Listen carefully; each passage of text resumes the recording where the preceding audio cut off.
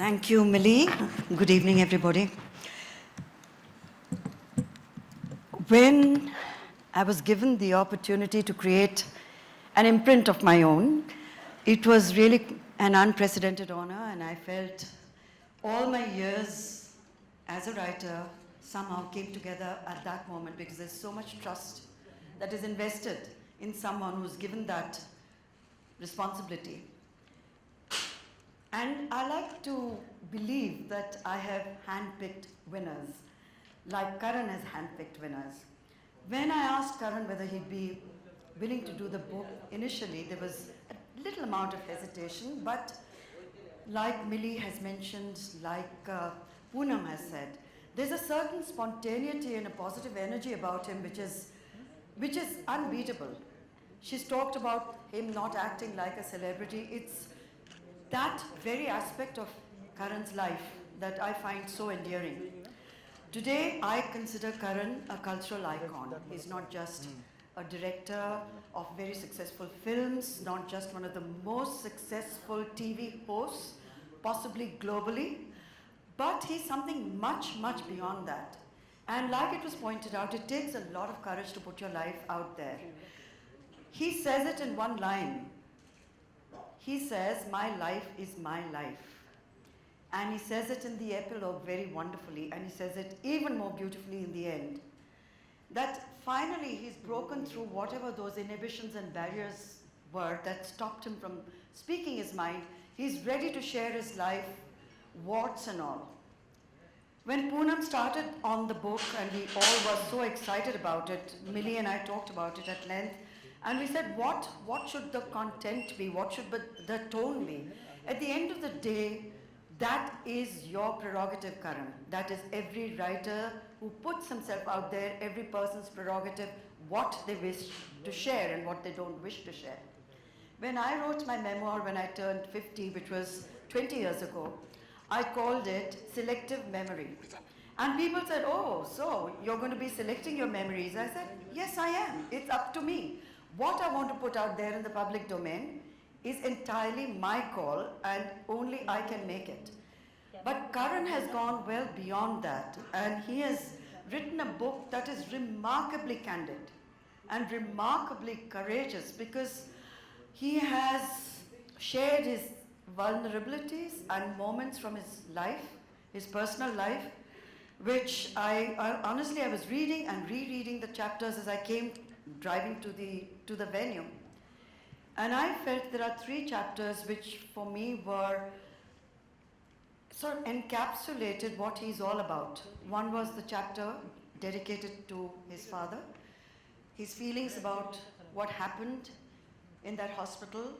Post that, when he came home, his mother, who plays a fantastic role in the book, and of course the Shah Rukh Khan chapter, also written with so much love and at the same time so much truth.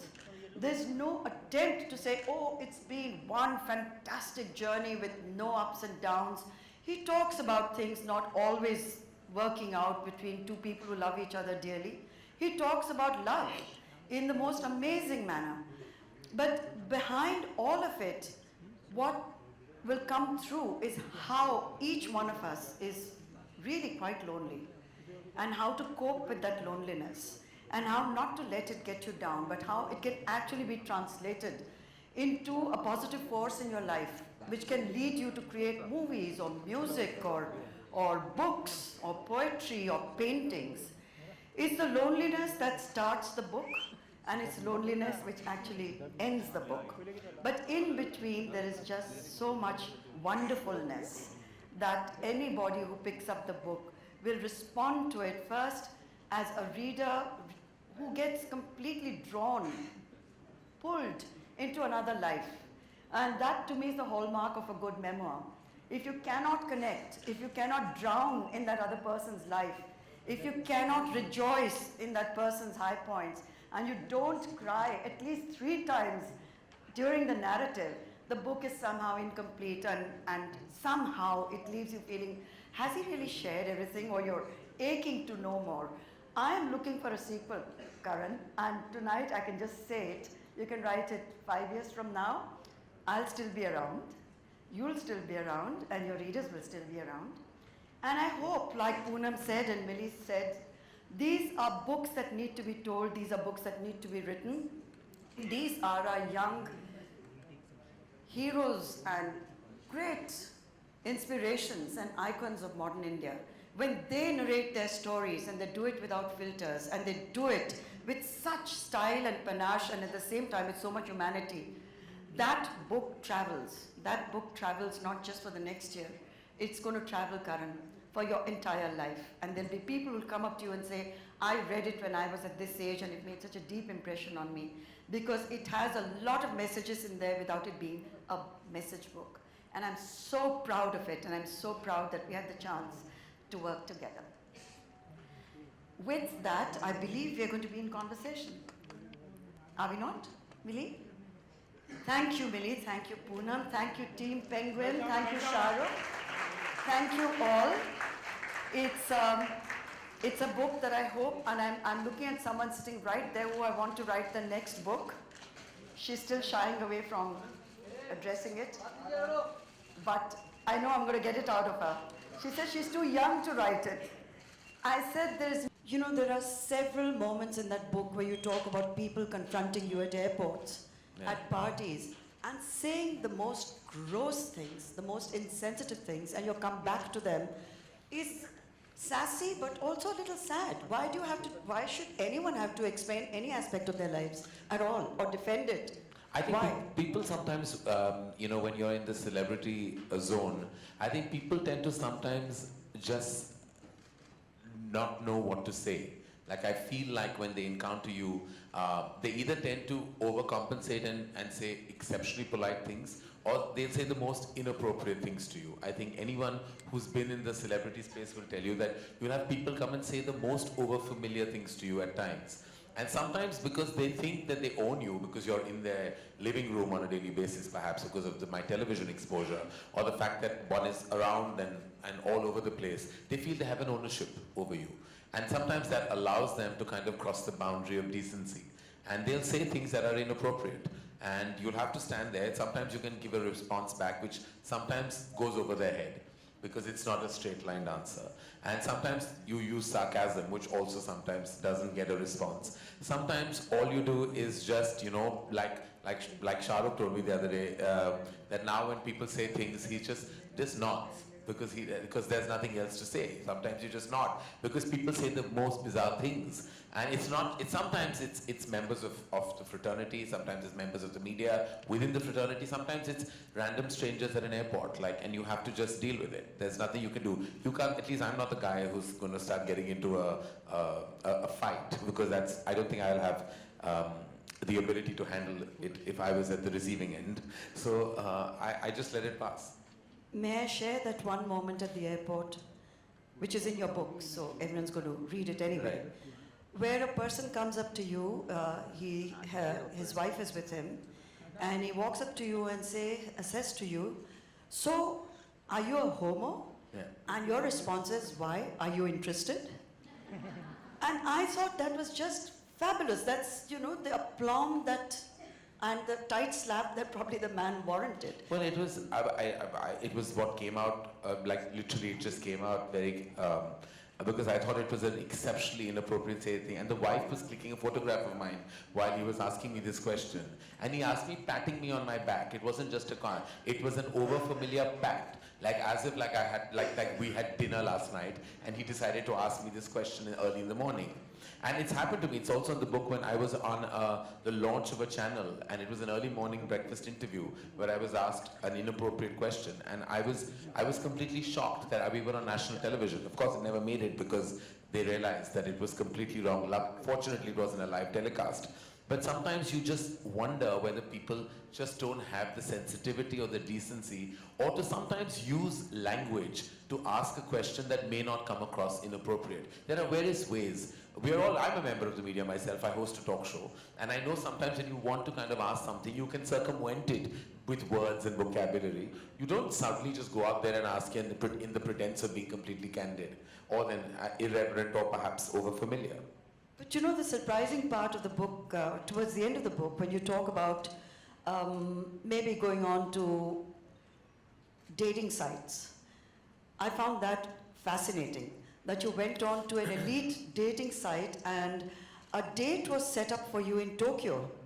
And you said, why should I go to Tokyo to meet someone? How did you get onto these dating sites? I mean, That's why? a story in itself. Yeah. Sometimes you have to kind of scratch the surface to find, what's not immediately available. So there are various ways and means I think people sometimes have to kind of look at. When you're single and 44, you'll probably go through every kind of possible available opportunity. I thought that was fantastic because most people would not admit it. I would have actually They'd liked be to give the addicted, but they name. won't. It was a selective, I would have liked to give the name, but they're so exclusive and quiet and have full, disclosure issues. So that's why I didn't give that information. Not that anything's come out of it, and I'm not a success story of their agency at all. In fact, I'm a rather, apparently 2 out of 3 people succeed, and I'm that one who failed. You also talked about 3.5 failed relationships. 1 true love and I think 3.5 failed relationships. You've spoken about it with a great deal of some amount of regret but compassion, empathy about why they didn't work out. Well, they were not any relationships. They were mostly unrequited love situations, which is great fodder for a filmmaker, not so great for a personal life. I suppose that comes from your sense of indulgence and over-expectation. Sometimes you tend to expect from quarters that you know won't deliver, and that invariably happens when, and that's what I call indulgence, is like if I had a pragmatic approach to love, which is not possible with me, I would possibly have been in a long-standing relationship, but I've always desired what I know I can't have. You also talked about divorce being the new marriage. And throughout the book, there is a kind of a strand which keeps going back to infidelity. And it's like almost a semi-obsessive aspect of your creative process to deconstruct everybody's marriages and to see who's cheating, who's lying, who's living a lie. Because truly, in my experience, I think there's much ado about fidelity and infidelity. I think sometimes true emotion and relationships can go beyond those. And being a single bystander, you tend to be so close to so many relationships and marriages. And in my experience, and I say this, I don't have any kind of, with all kinds of moral policing on my statement, I'm sure, but I don't think infidelity is a deal breaker. I don't believe It's not a deal breaker. No, I don't think so. And I feel like it's very individualistic. It's as per each one's life. And I feel like I'm not judgmental about it at all. And I'm not sure if I'm capable of complete fidelity, even if I was deeply in love.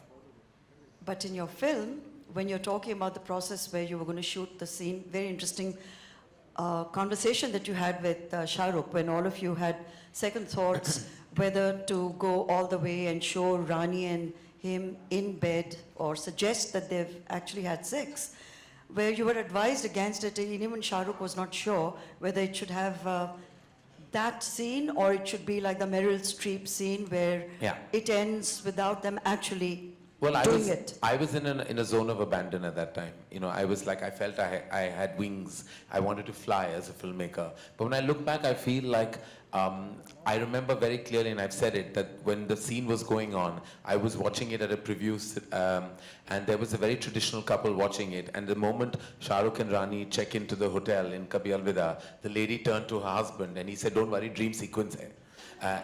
And because they imagined that this is not possible. In a Karan Johar film, it's not possible that this would actually transpire.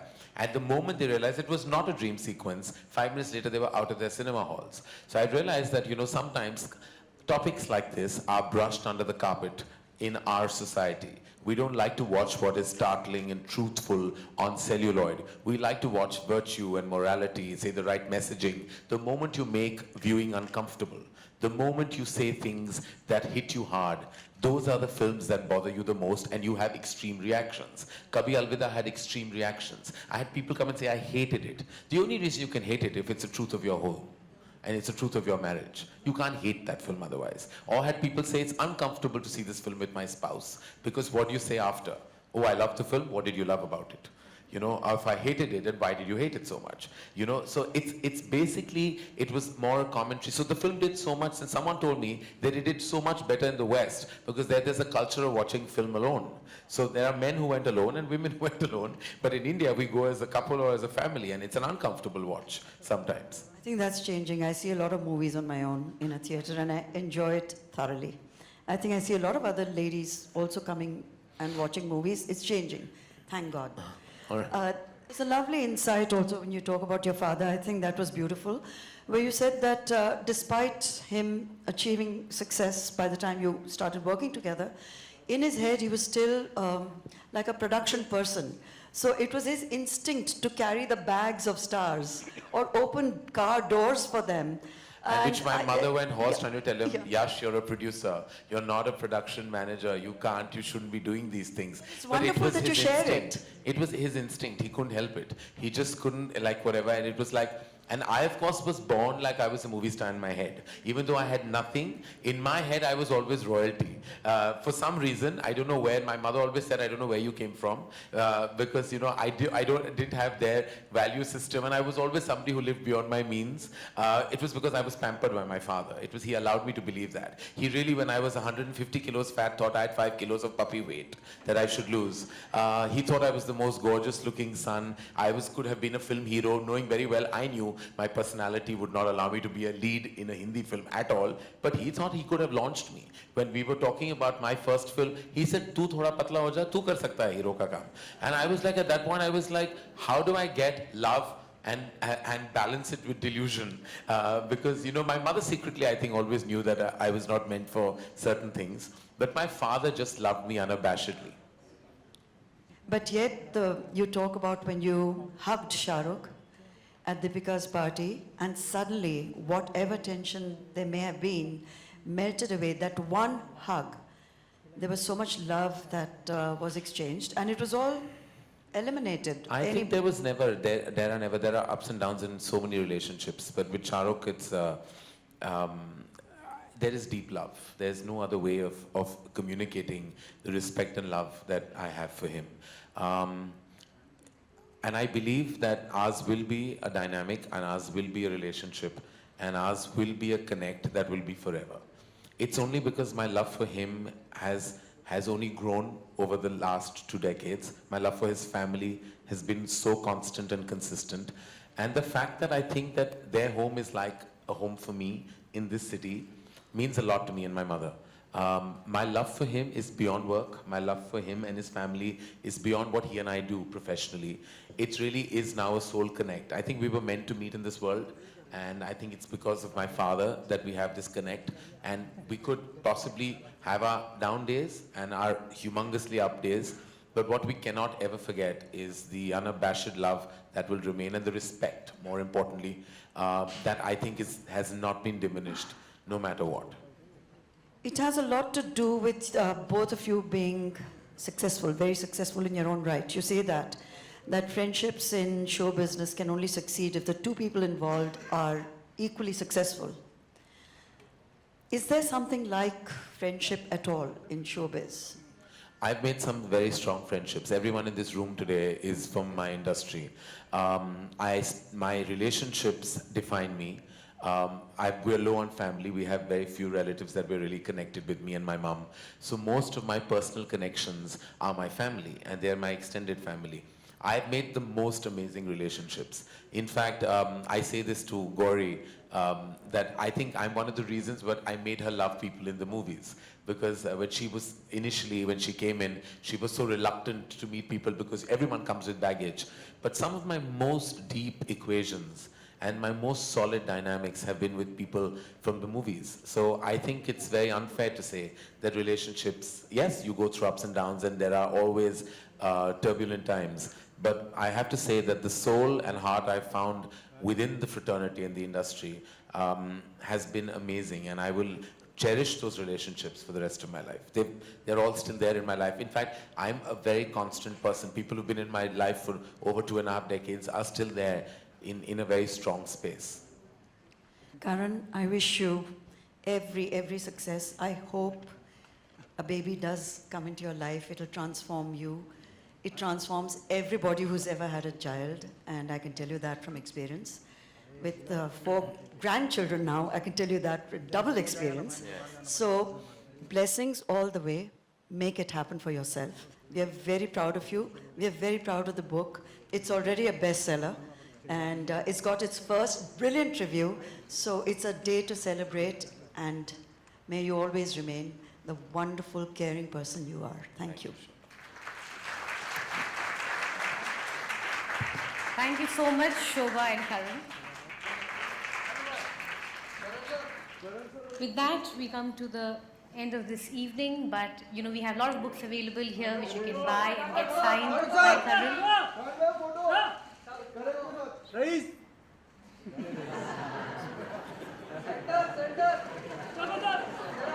And more pictures that you can take. Thank you. Thank you all of you for being here.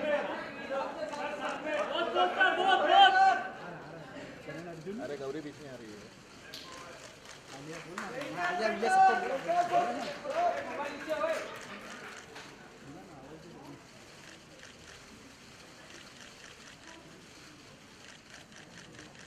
All celebrity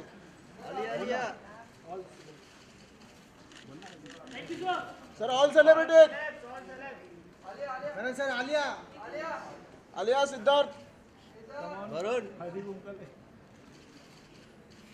Thank you so much, Shahrukh. Thank you, Karan.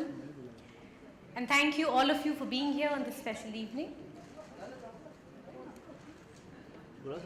Yes. The evening will go on. Karan is a beautiful boy. He's also a very nice boy. He'll sign copies, I think, for all the readers here who have come from far. And thank you again for being here. Thank you so much. I'd like to personally thank all the members of the media who've come here today. Thank you very much. It means a lot to me. All of you have been a big part of my journey, and from the bottom of my heart, thank you for always being so supportive. And many of you are friends in the house, and the ones who are not will always remain special, because most often good things are written. I also have to say that all my friends and everyone at Dharma who have shown up today, thank you so much. You know who you are. You mean the world to me. You are my world. Thank you, Mummy. I love you.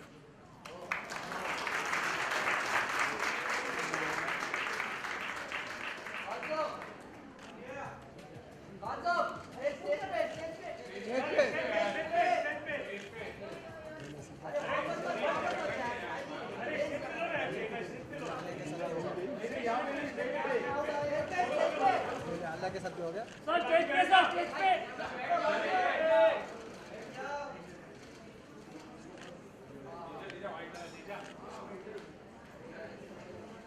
जा रहे किधर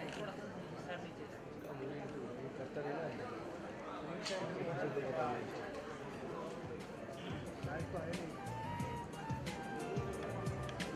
निकेश निकेश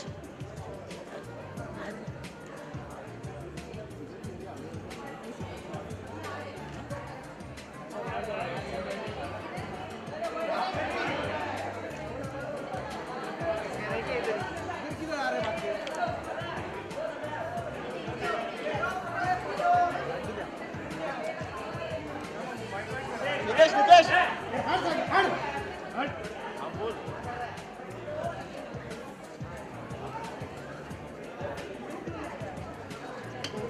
जनता भाई बस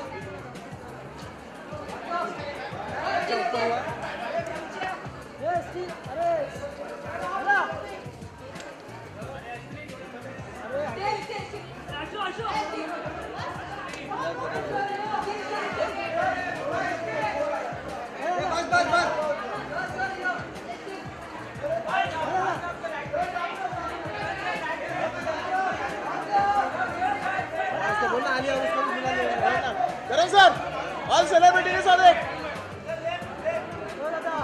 नीलूफर नीलूफर नीलूफर